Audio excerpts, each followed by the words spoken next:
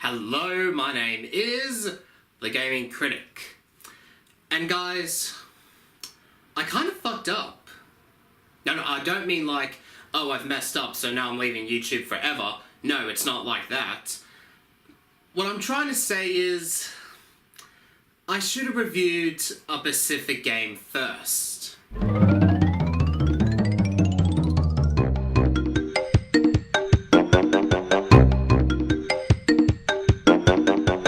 Basically, I should have reviewed this game first, but instead, I reviewed Crash 2 first, then Crash 3, then finally Crash Team Racing. The reason why I haven't reviewed this game first is quite simple. I doubt that half of you won't believe me when I tell you. So, here it goes. I have never played the original Crash Bandicoot game. Trust me, I know exactly what you're thinking. Of all the Crash Bandicoot games I've played, I've never gotten around to play the very first Crash Bandicoot game. Well, to make up for lost time, I decided to take a look at it. And what do I think of it? Well, let's take a look at Crash Bandicoot. Published by Sony Computer Entertainment and developed by Naughty Dog, Crash Bandicoot was released in 1996. It was released on the legendary PlayStation 1. You could compare this game to Super Mario and Sonic the Hedgehog, but the difference is the camera is mostly behind Crash Bandicoot. During the development, they would call it Project Sonic's Ass Game. Suck my ass. The story starts in a castle with Dr. Neo Cortex and Dr. n-brio working on their latest experiment. They were experimenting on a Bandicoot. Despite n-brio's warning, they have failed and Crash Bandicoot escapes. Cortex then proceeds to work on the female Bandicoot. Who is Crash's mother? Sister? Cousin? Girlfriend? Some hooker that Crash found across the street? I don't know. I'll just let your imagination figure that out. Anyway, it's up to Crash to save Tana and defeat Dr. Cortex. Helping Crash along in his journey is a floating mask called Aku Aku. If you collect Aku Aku icons 3 times, you become invincible for a limited amount of time. What have I got?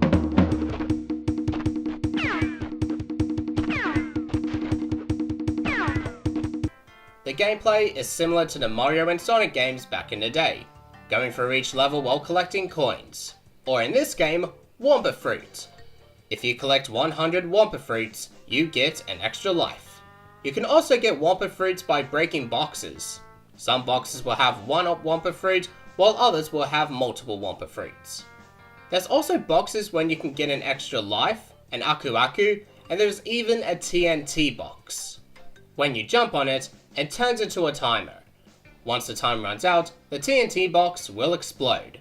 If you spin it, the box will explode instantly. The controls aren't exactly tight as the other Crash Bandicoot games. I don't feel confident in making a jump as I just die. And again. What have I got? And again.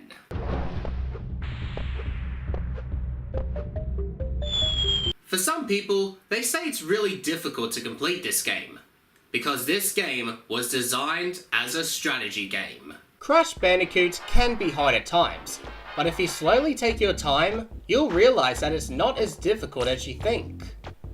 I like the designs of each level, going from Insanity Beach, going through upstreams and rivers, to going through the dark and scary ruins, then finally inside Cortex's castle.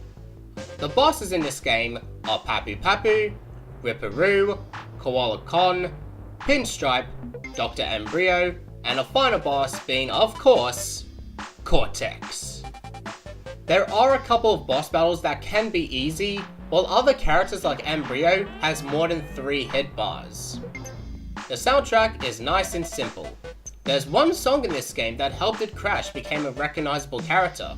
Have a listen.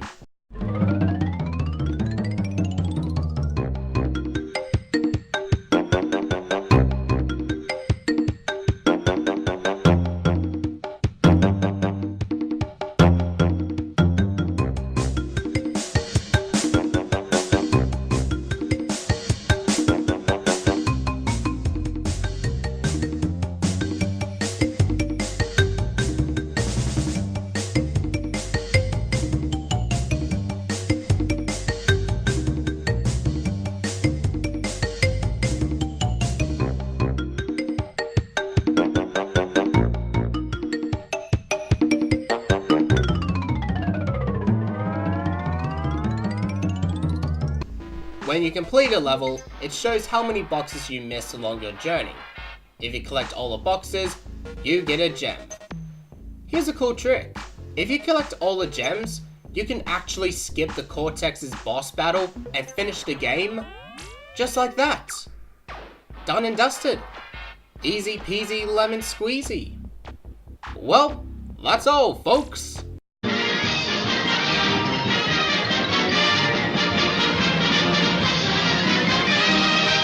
Now, here's the huge problem I have with this game. The saving. The only way to save the game is by collecting 3 toners or n-brio tokens. From there, you head to a bonus level. If you succeed, you'll be able to save the game. If you fail, you won't be able to save. It would have been better if we saved the game whenever we want to. There's 2 ways to save the game, by using your memory card, or if you don't have one, you'll have to use a password. And by the way, if you don't write the password down, it's going to be a bit hard trying to remember it.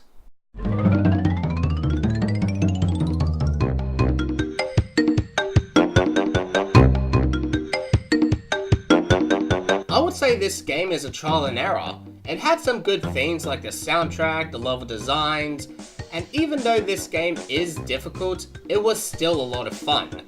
The problems I have with this game is the saving and the slippery controls. To be honest, I think almost every video game trilogy starts with a trial and error. For example, Ratchet & Clank was good, but it had some problems along the way.